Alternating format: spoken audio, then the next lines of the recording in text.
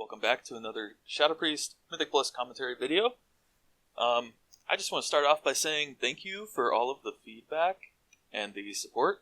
I've been getting a ton of super nice comments. A lot of people are saying that the videos are helping, that they appreciate the work I'm putting into them and everything, and I just want to say thank you for all of that because it means a lot to me, obviously. I try to make these videos good, and it's nice to hear that people like them.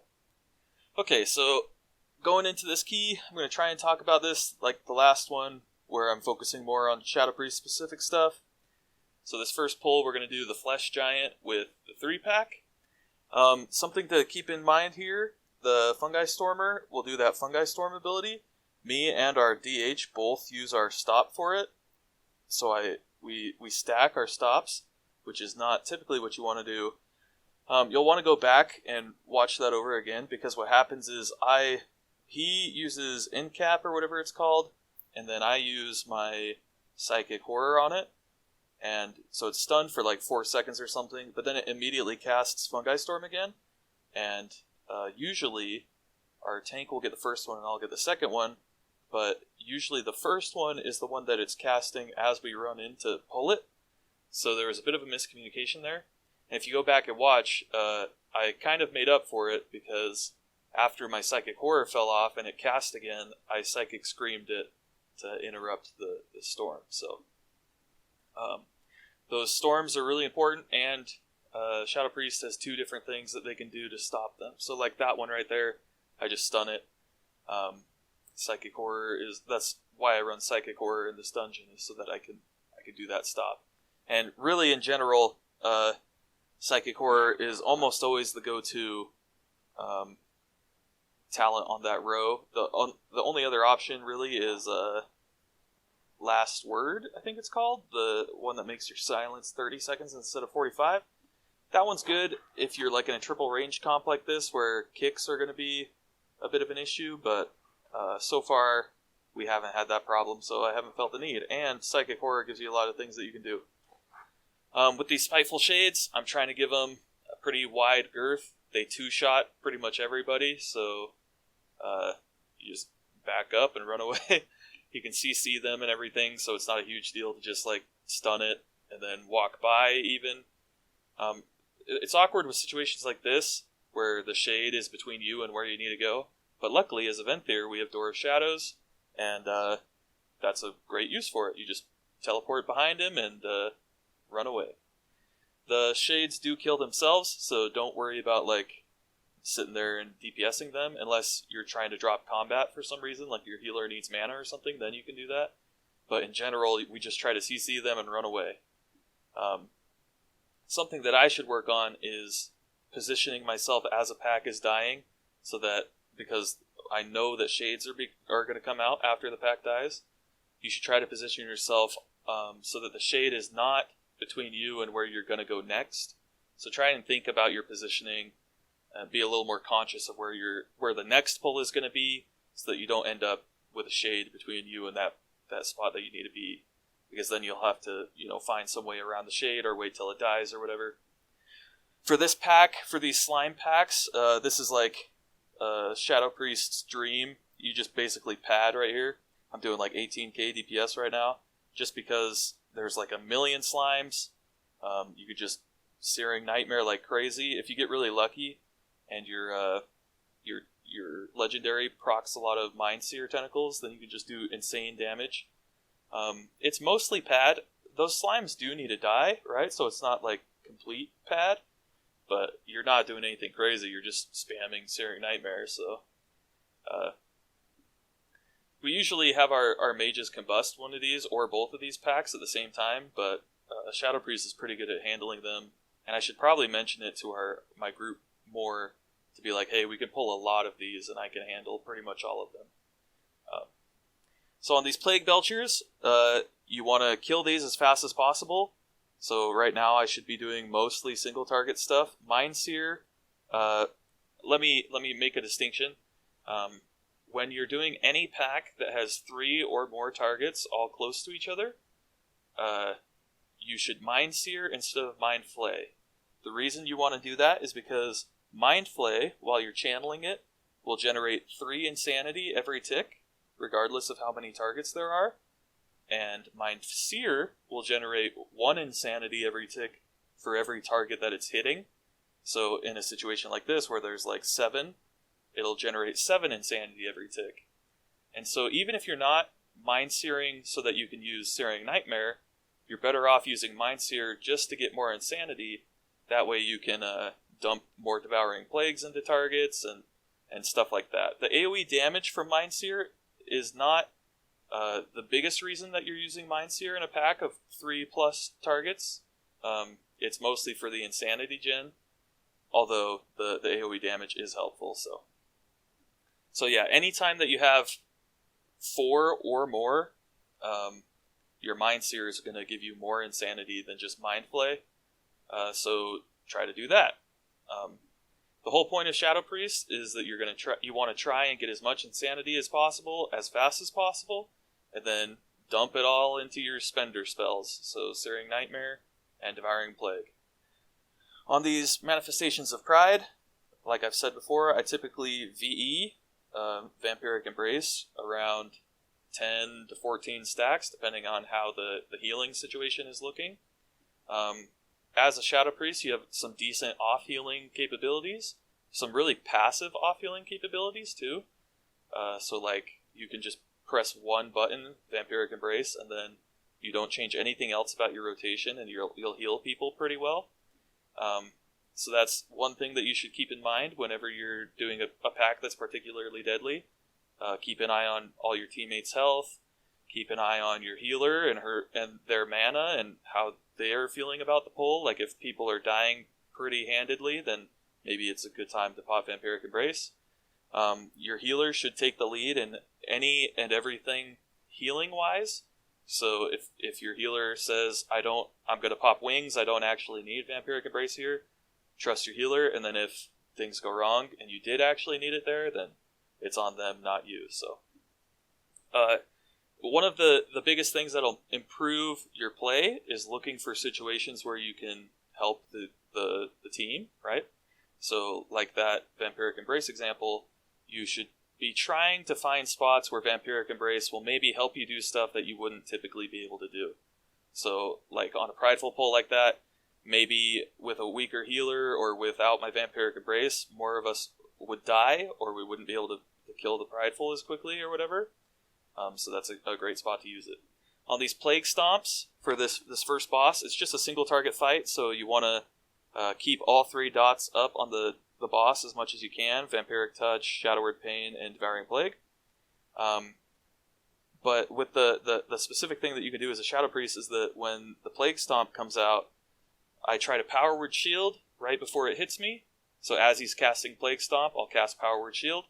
The Power Word Shield hits, the Plague Stomp hits, you get knocked back, and after the knockback, like a piece of slime will land on you, and it'll give you a disease debuff that you can dispel. So what I do is, I Power Word Shield, I get knocked back, as soon as I land and the slime hits me, boom, I dispelled the disease, and then I'm good to not get any more healing and just keep doing my damage. So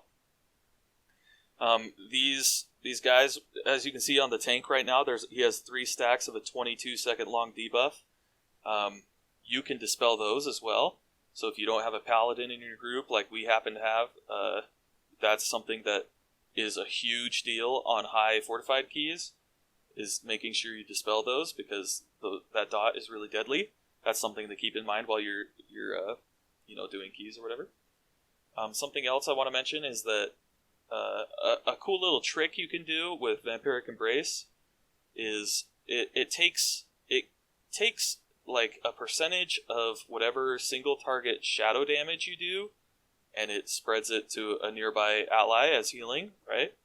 So that includes dot ticks. So all the dots that you have on stuff, every time they tick, it's going to heal people. That includes the initial application of Shadow Word Pain, as long as it's not from Searing Nightmare. So if you just, like for me, it's my 2 keybind.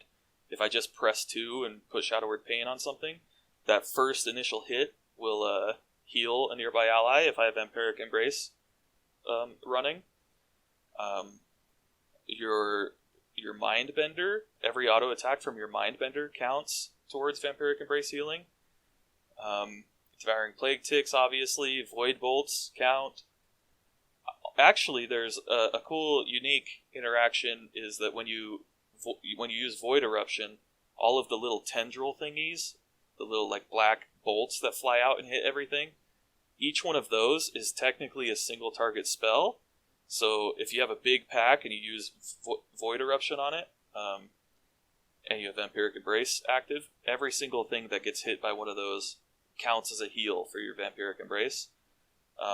And then the really big, interesting thing, especially for Venthyr, that makes Venthyr so good, in my opinion, is that when you press Vampiric Embrace, Mind Games, the initial damage from Mind Games counts towards Vampiric Embrace healing. So I don't do it very often, but I'm looking for times that I can do it more often, obviously. But if you ever notice, sometimes I'll pop Vampiric Embrace and then I'll hit Mind Games. And because it's such a big single target nuke, it'll do a lot of healing for a nearby ally or whatever. So that's something you can try to do if you're really trying to get the most healing that you can get as possible out of your Vampiric Embrace. Is pop Vampiric Embrace, then hit all your really big, hard-hitting single target spells, like Mind Games or whatever. So I'm pretty sure as a Necrolord, if you're playing a Necrolord Shadow Priest, the ticks from Unholy Nova will count as your Vampiric Embrace healing. I'm not positive though, so that's something you're going to want to test out. Shadow Word Death also counts because it's a single target spell. So that kind of thing. Try and find ways to maximize your Vampiric Embrace healing if you are going to use it. Situations like this, where we have some downtime, is a great time to heal up your allies, especially on a Grievous week like this. You could just throw on some Shadow Mends, let your healer get mana.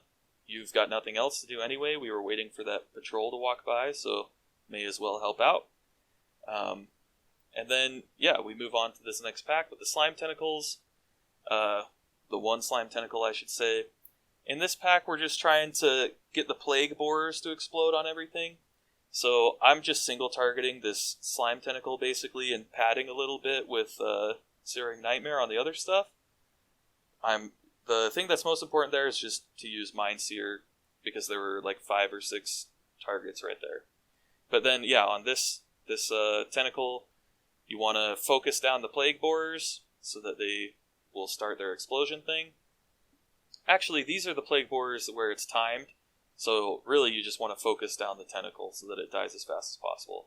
So just single target the tentacle, eventually the Plague Borers will explode and kill it for you, so you don't need to do any damage to them. Same thing on this Blightweaver guy, just single target this guy, eventually the Plague Borers will explode and kill him. He does that Wasted Blight thing, as you can see, the 2 debuffs on the Mage and the Paladin that just went off. That's a disease that reduces your haste by, 20% or something. It's some base percent. It's a disease, so you could dispel it. It went on me, so I just dispelled myself. But if a Fire Mage is combusting, or there's somebody who really needs to have haste right then, you can dispel them instead. Or if it doesn't go on you, feel free to dispel people. So for this pack, it's 3 targets, so I'm going to put Vampiric Touch on everything, and then I'm going to start spamming Searing Nightmare. I'm using my Dark Thoughts procs while I'm channeling Mind Seer.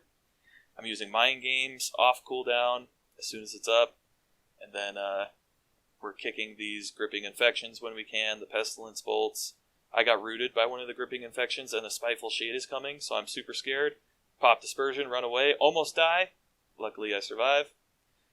Dispersion will get you out of any roots, so I was rooted right there, but I didn't pop Dispersion because I wanted to save it for the damage reduction part of it, because it reduces damage you take by 75%, I think. So you can use it to get out of the root. Door of Shadows also, if you're playing the Theatar Soulbind, then Door of Shadows will free you from any roots or snares, I think. So I could have used Door of Shadows there too to get out of the Gripping Infection that was on me. but I ended up just waiting. It can be dispelled as well. Somebody can dispel it off me, so I was kind of hoping somebody would. But the shade got pretty close, and I was going to die, so I hit Dispersion. Okay, so there's that pack. Basically the same thing. I'm putting Vampiric Touch on stuff. Searing Nightmare when I can. Shadow Word Death as stuff is dying, so that you can get Insanity from Death and Madness. This next pack has a frontal in it, the belch from this spine guy, that thing right there.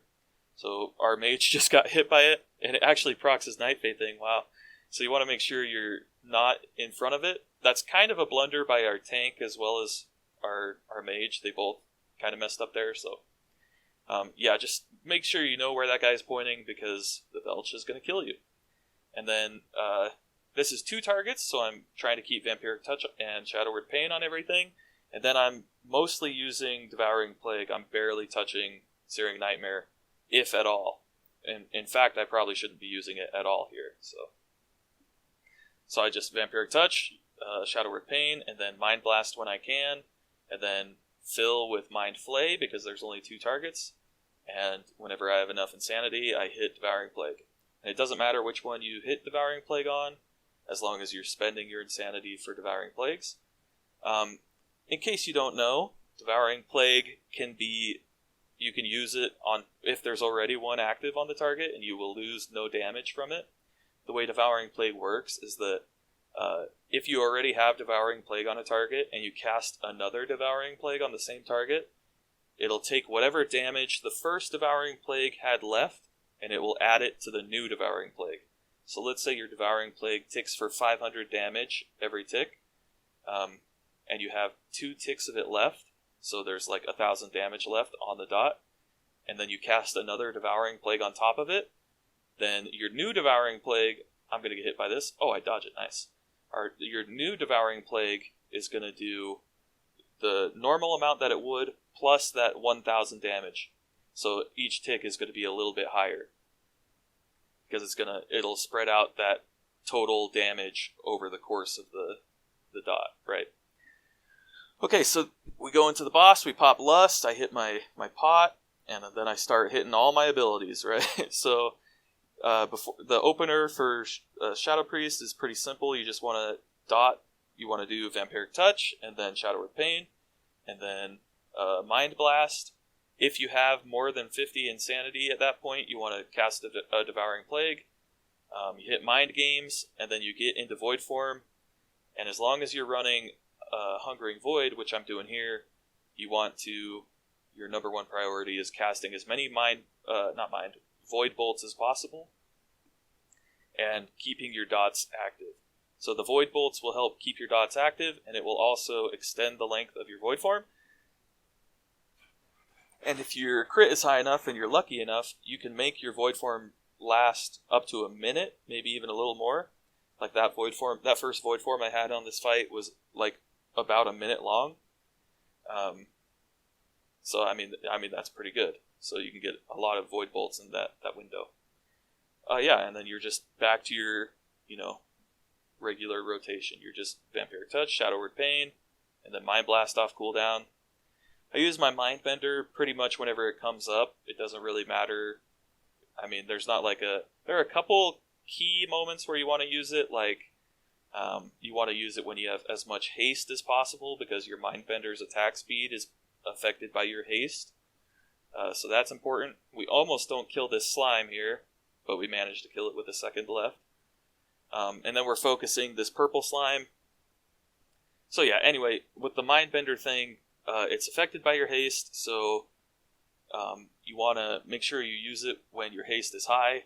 But if you're not going to pop Power Infusion anytime soon, or you don't have Lust going or whatever, you don't have to wait for a proc of something to use it. You can just use it basically off cooldown and get pretty good damage from it. It also generates Insanity every time it auto attacks, so you could use that as well. Maybe you're in a pack and it's only one target, so you're not getting a ton of Insanity gen. Mindbender can really help with that. You just pop out your Mindbender. Every time it auto attacks, it'll give you 5 Insanity. so that'll help you get more Devouring Plagues, and that just straight benefits your damage. So on this one, I'm pretty much ignoring the slime, just focusing the slime tentacle, using Dissonant Echoes, so Void Bolt whenever I can. Anytime the slime tentacle casts Crushing Embrace, it'll grab somebody in melee, either the healer or the tank in our case, and start swinging them around. That's a really deadly ability, and it can be stunned, so I stunned that one with my Psychic Horror. You can also Psychic Scream it. Pretty much anything that can be Psychic Horrored can also be Psychic Screamed, although there are a couple exceptions. I don't know any off the top of my head, but there are some, so keep that in mind. Right there's 2 Defenders of Many Eyes in this pack. Oh, I'm going to die here. Yeah. So there's 2 Defenders of Many Eyes. Those are the guys who cast the Bulwark of Madness. And the Bulwark of Madness is the shield thing that anything standing in there will take less damage. So typically this pack is really, really deadly, so we're going to have our Fire Mage, at least one of them, but probably both. We're going to have them combust there, which means that they're not going to be able to get the kicks on those Bulwarks. So we try to assign it to somebody else, which is usually me. I should have saved my Psychic Horror. We should have had one of the Mage's Dragon's Breath, the Tentacle, when it grabbed our tank before that pull, on the pack before that pull, so that I could save my Psychic Horror for the Bulwark of Madness in that pack. But I had used it on the Tentacle, which means that the only other kick that I have for the Bulwark of Madness is the Psychic Scream, which fears things. So you would rather use the single target stun, because then things don't move. But if you have to in a pinch, you can use Psychic Scream to stop stuff. So that's what I ended up doing there. I have Shadow Word Death this thing, so that I could get Death and Madness Insanity gen off of it. These Ambushers, it's just single target rotation. I stun that Shade so that it doesn't get near me. When these stealth things come out, I like to Mind Seer and Searing Nightmare them, usually, just to help kill them before they get their ambush cast off. Shadow Crash is really good for them. You can use Shadow Crash to pull them out of stealth as well, if you don't have somebody else who can pull them out of stealth.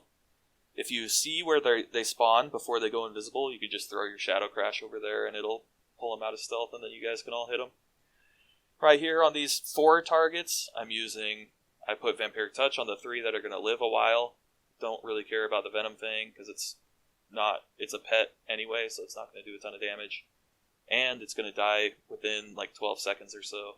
And that's typically, 12 seconds is typically what they say is the shortest something should be living if you're going to put Vampiric Touch on it.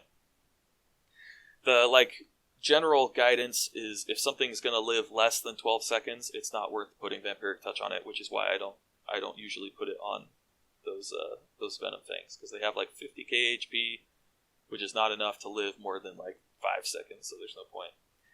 You got to be careful when you're kiting like this. I almost run into that pack on the left. This Shade is getting really annoying. It's in the way. They're starting the pull, but I have to be way far back. That's another one of those positioning things where if I position better, then in the future those Shades won't be between me and the next pull, and I can move on to the next pull without having to worry about the Shade. But yeah, we're just doing these small 3 packs, so Vampiric Touch on everything. I'm going to stun this Bulwark of Madness, so that our damage is good. The one thing to keep in mind for that enveloping web that this guy casts, this circle guy, the Ambusher, it was not kickable in the past, but they nerfed it so that you can interrupt it. However, if you don't interrupt it, he'll just sit there. It takes him 5 seconds to get the cast started, and then once the cast is started, he'll channel for a while. And while he's channeling, there's no downside to just letting him channel and sit there. And while he's channeling that thing, he's not doing other stuff, right? So it's not doing any damage to you. He's not casting his stealthlings or anything that are pretty important to be aware of. So what we are trying to do in the future, in runs after this one, is whenever the enveloping webs is being channeled, you just need to kick it before the channel finishes, or else it makes that big web circle on the ground. So you can let the cast go through, and then let him sit there and channel for like 4 seconds, and then right before the end of the cast, you just kick it, and then he spent effectively like 10 seconds doing no damage to your group, no big deal, super easy. This is another little thing that I try to do whenever somebody's really far behind, and they're like going really slow. Usually it's our paladin who has this problem. Whenever somebody is like really far behind like that, I try to life grip them in. Just saves time. They don't have to keep running, and I'm not going to need life grip for anything else coming up. Life grip is typically not something that you use very often in keys, because most of the time it's just personal responsibility for people to be in the right position.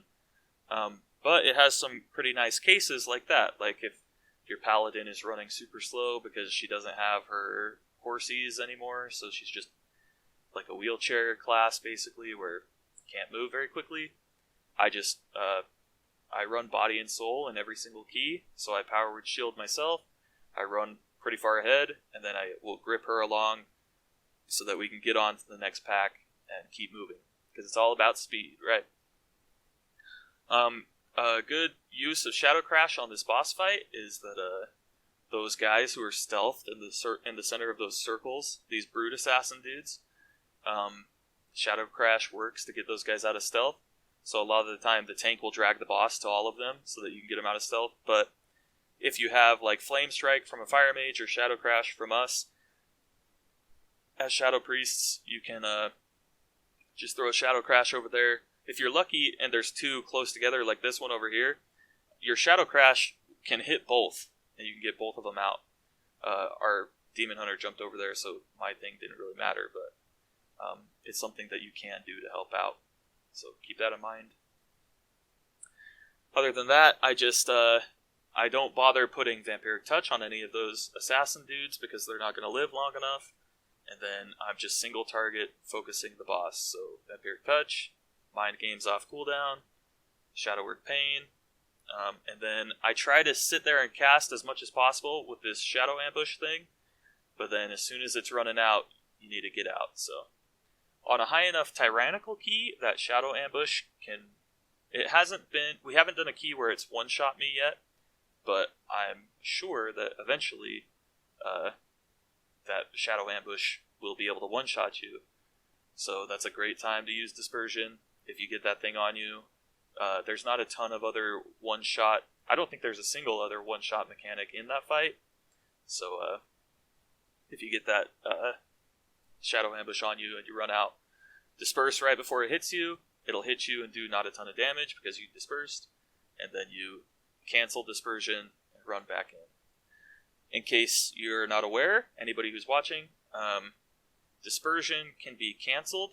So if you press your Disperse button, even though it says a cooldown, you can press it again and it'll take off Dispersion. So Dispersion usually lasts like 6 seconds or something. I'm not sure because I rarely use it for the whole duration. But you can press it while you're dispersed and it will put you back in human form so that you can keep doing damage or whatever. So on these Devoteds, same thing. Put your dots up, hit them with all your abilities. Be careful because the Devoteds have a really strong auto attack. Right here I did a good job of positioning myself between the pack we were doing and the next pack so that the shade is not in the way. This is a great time for Searing Nightmare. So each of these Devoted packs will have one big boy in them, at least. I think sometimes they have two, or maybe more spawn, but it seems like usually they just have one. So I'll put my Vampiric Touch on the big boy, and then I'll just, I'll also Vampiric Touch Ichor Bileflesh, or whatever his name is. And then, see, that's another big boy, even though we already killed one. So maybe, I don't know. But there's usually one, so I put Vampiric Touch on it, and then I put Vampiric Touch on Ichor Bileflesh, and then I'll start Searing Nightmare spamming to get damage on the rest of them. So he does his Ghost Step thing. We can move on to the next pack. I'm putting Vampiric Touch on at least one, it seems. You can kick those pestilence bolts whenever you can. Something that is like a pet peeve of mine is when I hear Shadow Priests say something like, I'm not going to kick that ability because my kick is so long. You should have somebody else kick it. Or a lot of ranged players will have this same mindset of like, oh, there's a mechanic that needs to be soaked. I'm not going to run out and soak it because there are other more mobile classes than me who can do it. What I say is, you have a kick, so you should kick. Yes, it's longer than pretty much not every other kick. I think Boomkin's kick is longer, but your kick is really long, but you shouldn't let that be like an excuse to play lazily. It's the same with like if you're playing a goblin and you have goblin jump. A lot of people are like, why would you play anything other than a goblin? The goblin jump racial is just so strong. It's a huge mobility spell. Right here I'm doing that same leap of faith thing where I'm standing up at the top of these stairs. We're not killing this pack because Prideful is about to spawn and we need our tank here. I'm standing at the top of these stairs and I have him targeted and I'm spamming my leap of faith ability so that as soon as he gets in range I can pull him and he can start running to do more stuff. The Manifestation of Pride spawns right there. I pull him in and we're safe. Anyway, so what I was saying, the Goblin Jump thing, this goes for more than just Goblin Jump. It's like Goblin Jump, the kick thing, where people don't want to kick because our kick is so long, using the excuse of other people having more mobility so that we don't have to move, all that stuff. If you position correctly, and especially raid bosses, every raid boss is scripted, so you know exactly when stuff is coming out. Usually, there are some that are like spell queued or like RNG dependent a little bit, but pretty much every raid boss is scripted, so you know when stuff is coming out. You can pre-plan your movement. Don't get lazy about where you're standing, and don't use Goblin Jump as an excuse to stand somewhere maybe you shouldn't be standing. A great example is the Wicked Blade on Stone Legion Generals in Castle Nathria. It's easy to stand way far away from where you're supposed to take the Wicked Blade, because you're like, oh, I've got Goblin Jump, I'll just Goblin Jump if it's on me, otherwise I'm going to stand way over here. Really what you should do is stand closer to where you should be standing, and then not rely on Goblin Jump to jump over there if you get it. And if you're not relying on Goblin Jump, then that opens the possibility of running a different racial. For instance, I like the Blood Elf racial for Shadow Priest specifically because it gives you insanity. It gives you 15 insanity when you use it. So there are moments where you're pretty insanity starved on a single target fight, and instead of having to Mind Flay channel up to 50 insanity before your next Devouring Plague, you can just Mind Flay channel up to 35 insanity and then use Arcane Torrent and you're instantly at 50. I mean, it's like a really, really small min-maxy thing, but that's the kind of thing you want to keep in mind when you're deciding, what racial you're going to play and what covenant you're going to choose, stuff like that. Some people will take Necrolord instead of Vampiric because they don't feel like they need the mobility from Door of Shadows, and they would rather have Unholy Nova. That's a totally fine choice, and arguably the better choice. But it's one of those things where Door of Shadows provides a lot of mobility, and it frees you from having to play a Goblin for Rocket Jump, quote-unquote, having to. So, keep that in mind.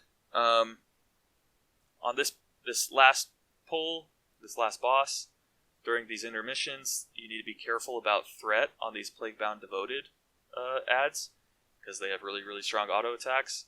We saved all our cooldowns for the very end to Lust and Burn, and our Burn phase is really, really strong. We kill it like super fast. So yeah, that's basically the whole dungeon. If you want to know more specifics about this dungeon, I did a Plaguefall 14. There's a video of that earlier on the channel where I talk more about that. So go check that out. Otherwise, thanks for watching, and I'll catch you guys later. Peace.